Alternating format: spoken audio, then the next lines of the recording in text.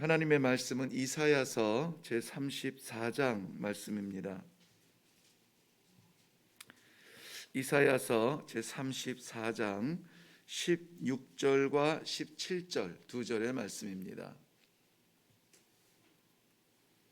찾으셨으면 우리 같이 한 목소리로 합독합니다. 시작. 너희는 여호와의 책에서 찾아 읽어보라. 이것들 가운데서 빠진 것이 하나도 없고 제 짝이 없는 것이 없으리니 이는 여호와의 입이 이를 명령하셨고 그의 영이 이것들을 모으셨음이라.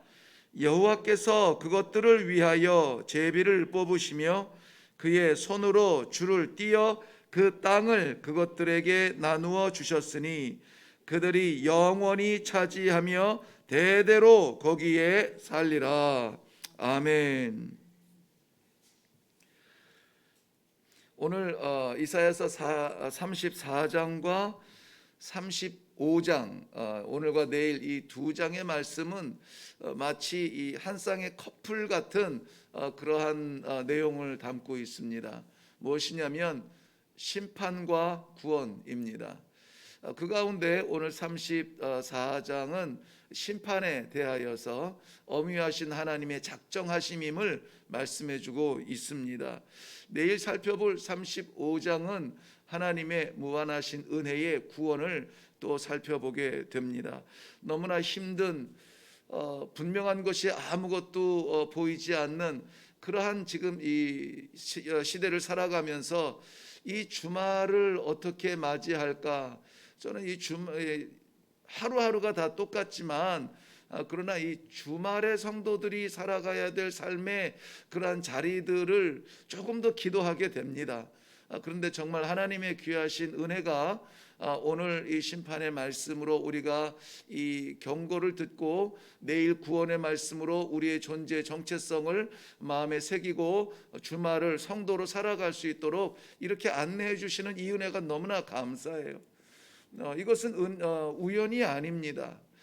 이런 것들은 하나님의 섭리하심이에요. 설마 이렇게 날짜까지 정확하게 맞추시려고? 아니에요. 하나님은 우주를 주관하시는 분이세요. 우주를 주관하시는 하나님이 이 작은 몸뚱아리, 이 작은 하루를 책임지지 않으실 이유가 없습니다. 그 능력이 없지 않으세요. 하나님께서는 충분히 오늘의 삶과 또 내일의 삶까지 하나님께서 충분히 섭리해 주시고 인도해 주실 줄로 믿습니다. 우리는 안타깝게도 지난 수일 동안 계속돼서 나라와 민족들을 향한 하나님의 채찍과 심판의 이야기들을 계속 들어왔습니다. 이스라엘 백성들 사는 가나안 땅이라고 별것 아니었습니다. 사마리아도 무너지고 유다와 예루살렘도 위기 앞에 있고 하나님의 채찍든 손을 내리지 아니하시면 우리는 긴장 가운데 보았습니다. 그런데 오늘 이 심판의 결정판이 되겠습니다. 전체적으로 보기를 원하지만은 다 보지는 못하고요. 내용만 좀 훑어서 보면 1절에 한번 가보세요. 1절에 보면은 열국이여 너희는 나와 들을지어다 민족들이여 귀를 기울일지어다 땅에 충만한 것 세계에서 나는 모든 것들은 들을지어다라고 말씀하고 있어요. 이것이 지금까지 우리가 하루하루 살펴보았던 어느 나라 어느 민족 이렇게 이야기하잖아요. 어느 왕을 지명하지 않고 이것이 온 땅과 세상에 속한 모든 것을 향한 그 심판을 말씀하고 있어요. 그런데 하나님께서 그 아름답게 지으시고 섭리하시고 관리하시는 이 모든 세상에 있는 모든 것들을 그 민족들을 왜 심판하십니까? 이게 궁금하잖아요. 왜 심판하십니까? 오늘 2절 말씀에 보면은 대저 여호와께서 열방을 향하여 진노하시며 그들의 만군을 향하여 분내셨다 그랬습니다. 여호와께서 진노하시며 분을 내시는 거예요. 그래서 채찍을 드시는 거예요. 여호와께서 화가 나시는 거예요. 그래서 몽둥이를 드시는 거예요. 하나님의 채찍과 심판은 결국은 다른 것이 아니라 우리의 부족함이나 악한 사탄의 강함이 아니라 결국은 하나님과의 관계예요. 하나님과의 관계. 우리의 생각하는 것과 우리의 행동하는 삶의 양식이 하나님과의 관계에서 바르냐 그르냐, 그게 중요한 거예요. 하나님께서 아름답게 지으신 세상을 처음 심판하시고 홍수로 심판하실 때에 오직 심판의 원인이 하나가 있습니다. 저희들이 생각하는 것이 다 악하다 그랬어요. 악함과 상관이 없는 하나님과의 관계가 될 수가 없습니다. 하나님과의 관계가 우선이에요. 하나님과 관계만 제대로 되어지면 우리의 아픔도 축복의 기회가 됩니다. 하나님과의 관계가 되지 않으면 우리에게 풍성한 것도 저주가 될 수가 있어요. 그렇기 때문에 우리가 뭘 있느냐 뭐 없느냐 이게 중요한 것이 아니라, 성도는 뭐가 중요합니까? 하나님과의 관계예요. 나라를 때리시고 왕을 치시고 세계에 지으신 것들을 심판하시는 그 이유가 뭐라고요? 하나님이 분노하셨다고요. 하나님이 분노하셨다. 하나님이 화가 나시는 거예요. 특별히 그 가운데에 5절 말씀에 보면은 여호와의 칼이 하늘에서 족하게 마셨은즉 보라, 이것이 에돔 위에 내리며 진멸하시고, 에돔이라고 하는 나라를 특별히 이렇게 부각을 시켰습니다. 에돔은 시온의 반대 세력의 어떤 그냥 상징적인 그러한 이름으로 등장을 합니다. 시온은 하나님의 백성이에요. 시온을, 하나님의 백성을 대적하고 하나님의 도성, 하나님의 나라 시온을 대적하는 것은 하나님을 대적하는 것 같다는 것입니다.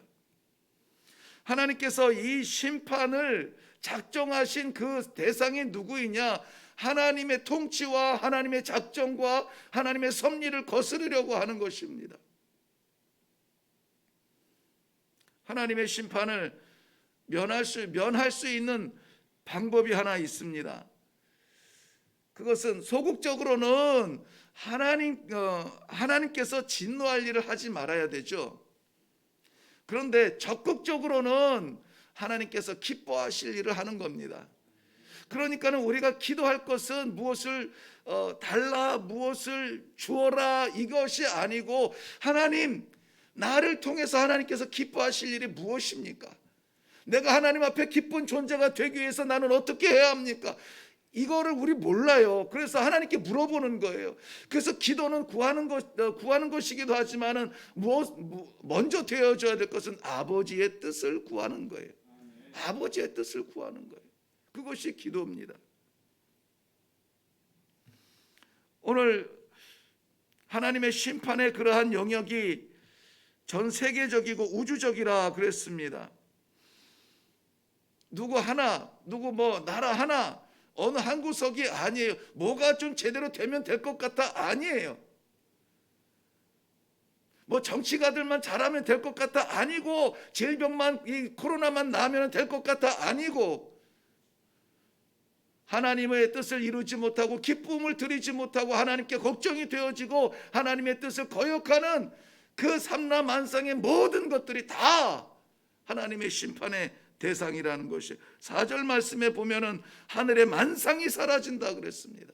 하나님의 지으신 모든 만상들이 사라지고 하늘이 두루마리 같이 말린다고 했습니다. 한 영역이 아니라는 것이에요.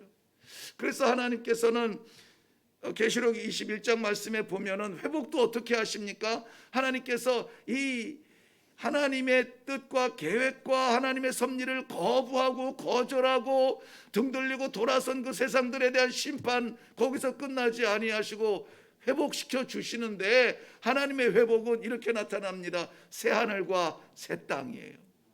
새하늘과 새 땅. 지으신 땅과 지으신 하늘을 다 멸할지라도 하나님께서 계획하신 회복은 새하늘과 새 땅입니다.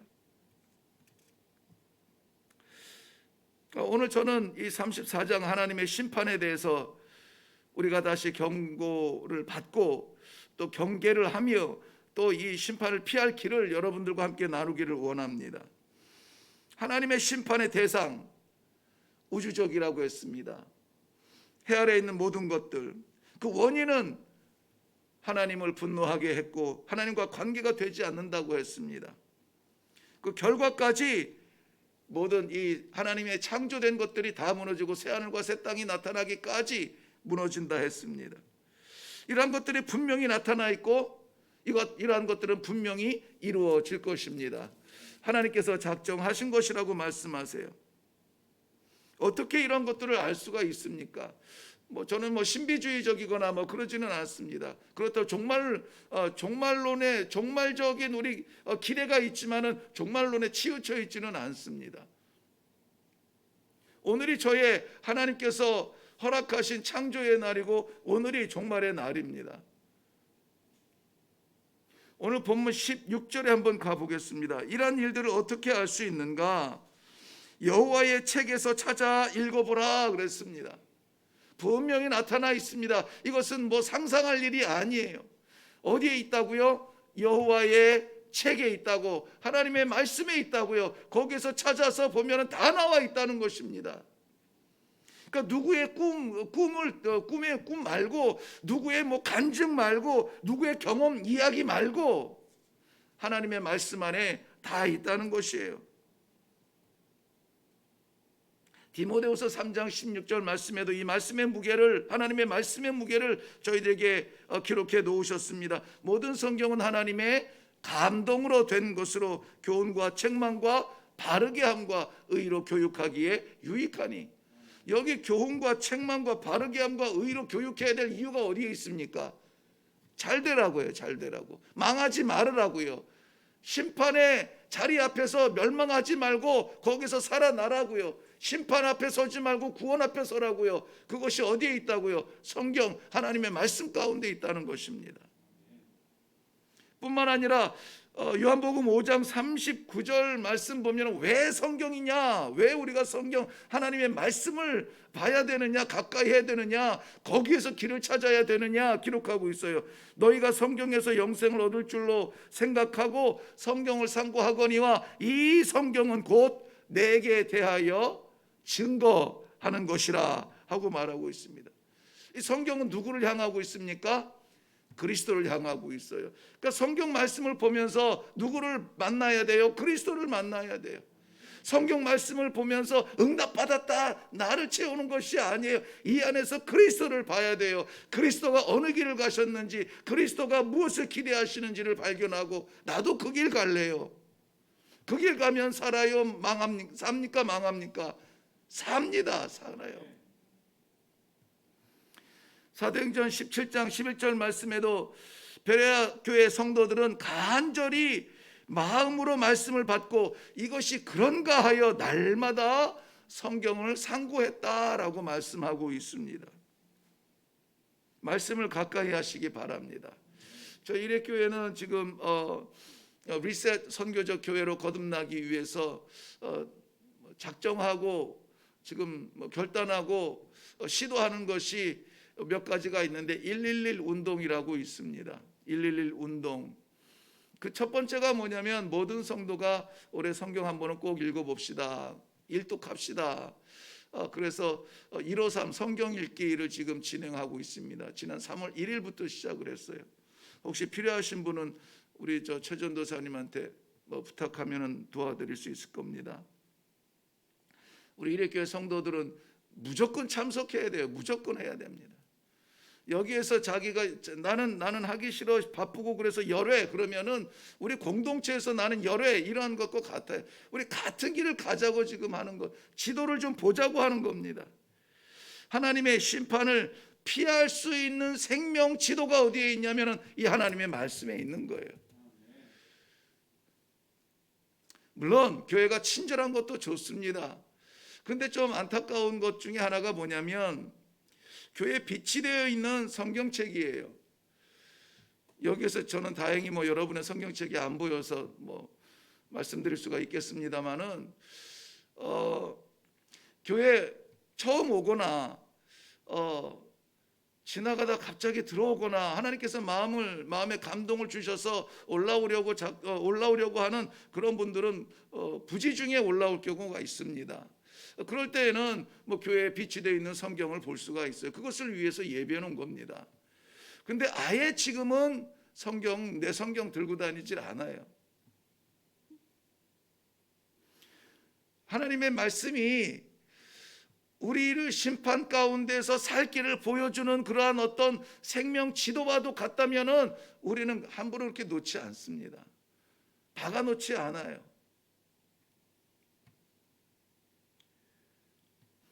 오늘 아침에 기도하는 가운데 정말 하나님께서 주시는 말씀 그대로 살아가기를 원합니다. 말씀하여 주옵소서. 우리 하나님의 말씀을 가까이 하며 오늘 하나님께서 허락하신 시간과 공간 속에서 이 생명지도 펼쳐놓고 어디로 갈까요? 하나님과 그런 어떤 좀 요즘 아이들 말대로 좀 밀당도 하고 영적인 밀당도 좀 하고 하나님 보여주세요. 하나님 가르쳐 주세요. 분명히 말씀해 주십니다. 그 길 따라서 한번 살아보겠다고 다짐하며 작정하며 일어날 수 있는 그러한 귀한 아침이 되기를 바랍니다. 우리 말씀을 맞으면서 계시록 22장 18절 한번 읽기를 원하는데요. 우리 성경을 마지막 정리하시면서 하나님이 문 닫으시면서 이 말씀을 하시는 겁니다. 계시록 22장 18절부터 마지막 절까지 볼 겁니다.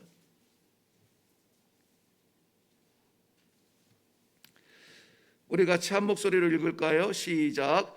내가 이 두루마리의 예언의 말씀을 듣는 모든 사람에게 증언하노니 만일 누구든지 이것들 외에 더하면 하나님이 이 두루마리에 기록된 재앙들을 그에게 더하실 것이요 만일 누구든지 이 두루마리의 예언의 말씀에서 제하여 버리면 하나님이 이 두루마리에 기록된 생명나무와 및 거룩한 성에 참여함을 제하여 버리시리라.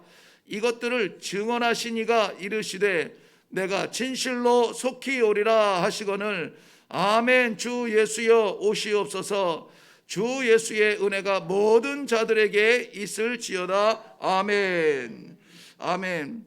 마지막 주님의 재림의 순간까지 우리가 해야 될 일, 여호와의 책 하나님의 말씀을 묵상하고 길을 찾는 일입니다. 그 길을 찾고 길을 걷기 위하여서 기도 가운데 능력을 받아야 하는 일입니다. 그 능력 받고 다른 데 쓰지 아니하고 그 길 걷겠다고 오늘도 한 발 한 발 성도로서 내딛는 그 길을 걸음을 걷다 보면 그 자리에 서게 됩니다. 어디입니까? 예수님 재림하시는 그 영광의 자리에 서게 될 것입니다. 기도하겠습니다. 살아계신 아버지 은혜를 감사합니다. 삶의 방향성을 잃어버린 것처럼 우왕좌왕하던 이 세상에 하나님 특별히 뽑으셔서 먼저 그 길 가라고, 먼저 하나님께서 보여주신 생명길 걸으라고 이 아침에 말씀의 중요성을 허락하여 주시니 감사합니다. 여호와의 책에서 하나님의 말씀에서 우리 삶의 목표가 정해지고 방향성이 정해지는 성도다운 성도들 되게 하여 주시옵소서. 우리의 뜻대로 열리는 삶이 아니라 아버지의 기쁨을 위하여서 밝혀지는 삶이 되도록 축복하여 주시옵소서. 비어 있습니다. 아픕니다. 고통스럽습니다. 보이지 않습니다. 그러나 아버지와의 관계가 말씀을 통하여서 회복되는 순간 우리에게는 축복의 순간이 되게 하여 주시옵소서. 이 아침에 입 벌려 기도하는, 마음 열어 기도하는 주님의 백성들에게 주여 말씀하여 주시옵소서. 순종하며 나아가겠나이다. 감사드리오며 예수님 이름으로 기도하옵나이다. 아멘. 아멘. 내 심판의 두려움 앞에서도 우리는 하나님의 약속하심을 붙들고 나아갈 때에 오히려 감사의 찬송이 나올 줄로 믿는데요. 이 아침에 기도할 때 아무쪼록 이 날마다 듣는 이 말씀들이 우리의 귀를 적시고 우리의 지식의 세계를 넓히는 것이 아니라 정말 하나님 원하시는 기쁨이 되는 그 길을 걷는 걸음이 되게 하여 주시옵소서. 삶의 실천이 있는 믿음이 되게 하여 주옵소서. 말씀을 펼치고 말씀을 읽을 때마다 주여 말씀하여 주옵소서. 안갯길처럼 깜깜하여지는 것이 아니라 답답하여지는 것이 아니라 눈앞이 뿌해지는 것이 아니라 너무나 분명하고도 선명하게 나아갈 수 있는 생명길 보여 주시옵소서. 오늘 아침에도 기도합니다. 아버지 무슨 말씀입니까? 아버지 어디로 가야 합니까? 아버지 무엇을 해야 합니까? 말씀하여 주시옵소서.